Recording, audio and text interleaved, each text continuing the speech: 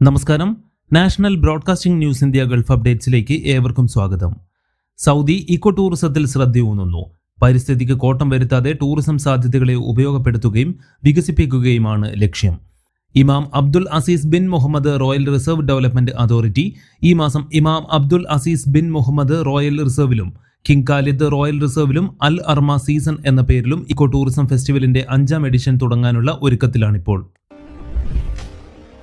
ഉയർന്ന അപകട സാധ്യതയുള്ള തൊഴിലുകളിൽ ജോലി ചെയ്യുന്നവരുടെ സുരക്ഷ ഉറപ്പാക്കാൻ പുതിയ നിയന്ത്രണങ്ങളും മാനദണ്ഡങ്ങളും ഏർപ്പെടുത്തുന്ന നിയമാവലി സൗദി മാനവ വിഭവശേഷി സാമൂഹിക വികസന മന്ത്രിയും national council for occupation safety and health ചെയർമാനുമായ എഞ്ചിനീയർ അഹമ്മദ് അൽ ജാഹി പുറത്തിറക്കി. ഇത്തരം തൊഴിലുകളെ പ്രത്യേക പട്ടികയിൽ ഉൾപ്പെടുത്തുന്നതിനും ലൈസൻസിങ്ങിനും ഒരു സംയോജിത നിയന്ത്രണം ചട്ടക്കൂട് സ്ഥാപിക്കുക, തൊഴിലാളികൾക്ക് ആവശ്യമായ ആരോഗ്യം, സാങ്കേതികം, അറിവ്, വൈദഗ്ധ്യം എന്നിവ ഉറപ്പുവരുത്തുക എന്നിവയാണ് പുതിയ നിയമാവലി ആവശ്യപ്പെടുന്നത്.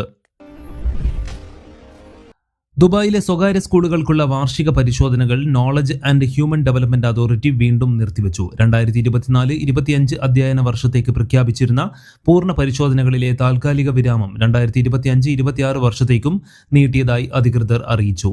മിക്ക സ്കൂളുകൾക്കും മുഴുവൻ പരിശോധനകളും ഒഴിവാക്കിയെങ്കിലും 2022 പ്രവർത്തനം ആരംഭിച്ച 4 പുതിയ സ്കൂളുകൾക്ക് ഈ വർഷം വിശദമായ KHDA റേറ്റിംഗ് ലഭിച്ചു. ഈ വർഷം പുതിയതും സമഗ്രവുമായ റിപ്പോർട്ടുകൾ ലഭിച്ച ഏക സ്ഥാപനങ്ങളും ഇവയാണ്.